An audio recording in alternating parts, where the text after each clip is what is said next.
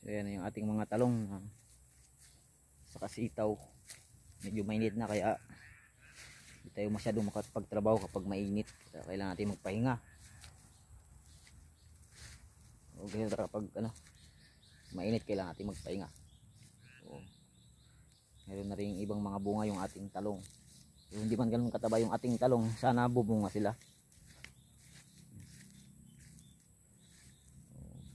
Talong at sitaw. Pero din tayong kamatis dun sa unahan na kunti lang. Ito hindi pa napagdamuhan yung mga huling linya dito. Sitaw at talong.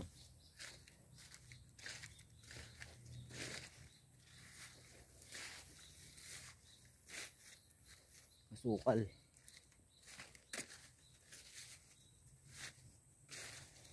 Pero maganda na yung ating sitaw. Yan.